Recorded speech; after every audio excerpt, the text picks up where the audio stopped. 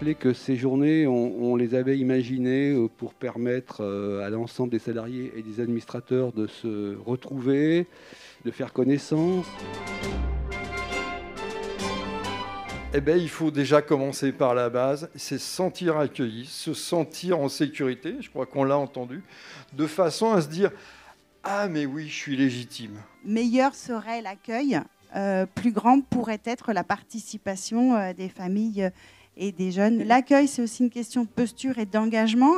Qui est-ce qui va faire le premier pas? Est-ce qu'on est... voilà, comment on s'engage aussi physiquement? Est-ce qu'on accueille debout? Est-ce qu'on reste assis derrière son bureau? Comment on peut, on doit, et qu'est-ce qui va nous permettre d'être dans une disponibilité psychique de la part des professionnels pour accueillir la différence de l'autre avec ses thématiques, avec ses questionnements, avec ses incertitudes, avec ses doutes ou avec sa colère. La participation, pour moi, en fait, c'est un moyen finalement de soutenir ce pouvoir d'agir, cette autodétermination.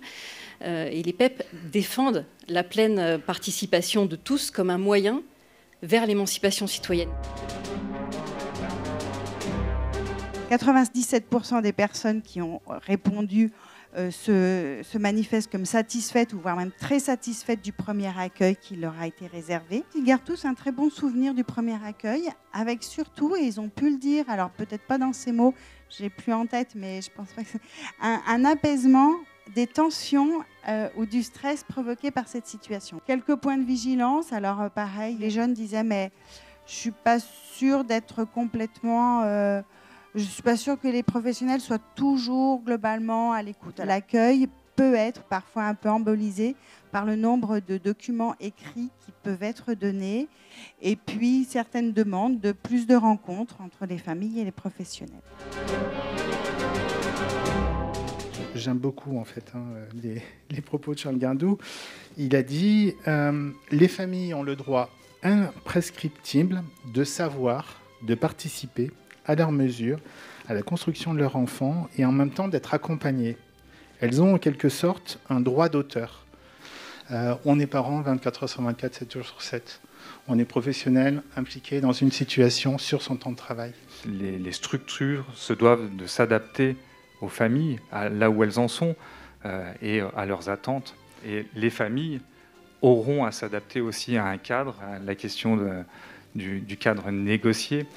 Comment on peut négocier ce cadre? Eh ben, c'est en permettant à tout le monde de discuter ensemble.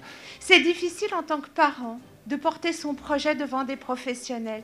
Et je pense que ça, c'est aussi important et ça rejoint la notion de la temporalité. Il faut du temps aux parents pour apprivoiser l'univers des professionnels, mais il faut aussi du temps aux professionnels pour apprivoiser l'univers des parents. Ce sont finalement les professionnels qui peuvent permettre aux familles de renforcer leur capacité de décision. Donc oui, la communication, pour moi, elle est très importante. Clairement, on ne peut pas partager le pouvoir. Il s'agit de faciliter le consentement éclairé des familles. Donc rien que sur le projet de vie qui est dans la loi de 2005, les professionnels doivent reconnaître la personne et sa famille comme auteurs du projet et acteurs de leur vie. Même une famille qui est considérée comme démunie ne doit pas être disqualifiée dans son rôle de parent. C'est comment favoriser cette participation quand effectivement le premier accueil, c'est un accueil qui est contraint, c'est un accueil qui n'est pas choisi, c'est un accueil pour lequel la famille n'a pas du tout envie de participer. Et ça, c'est ce qu'on vit dans le cadre de la protection de l'enfance. Encore une fois, ça pose la question des 4 niveaux. Vous parliez de la communication, de la consultation, de la concertation et de la co-construction tout à l'heure. Et ils se trouvent aujourd'hui dans une situation où ils se vivent à la fois comme des parents insuffisamment bons dans leur réponse éducative, et sont renvoyés de par leur placement, le placement de leur enfant à leur incompétence. Vient se surajouter à cela la situation de handicap de leur enfant, qui les dépasse, qu'ils ne comprennent pas toujours, et qu'il leur est difficile de prendre en compte tellement ils sont englués aussi, par moments, dans leur propre souffrance et dans leurs propres préoccupations. La question est donc comment allier carence et compétence. Pour permettre l'émergence chez les personnes accompagnées des réponses qu'elles détiennent, il faut plusieurs conditions. Avoir pris le temps de vérifier une représentation commune de la situation et des difficultés à surmonter. Imaginer, lorsque les difficultés persistent, qu'il ne s'agit pas nécessairement d'un défaut de compétence de la personne, mais d'une mauvaise identification des freins pour qu'elle puisse mettre en œuvre des solutions adaptées. Proposer des conseils qui se maillent et se tricotent avec les savoir-faire et les cultures propres à chaque famille. Travailler sur l'environnement, finalement, relève d'un projet bien plus général, celui de répondre aux défis qui nous attendent sur la transformation de l'offre médico-sociale, dont un des objectifs, me semble-t-il, est bien d'atteindre l'idéal que chacun se sente pleinement citoyen. Vraiment, je vous remercie de votre implication, des échanges qui ont pu nourrir cette journée. Parce que accueillir, c'est une histoire à plusieurs. Participer, c'est une histoire à plusieurs. Et je pense que vous avez tout à fait pris votre part.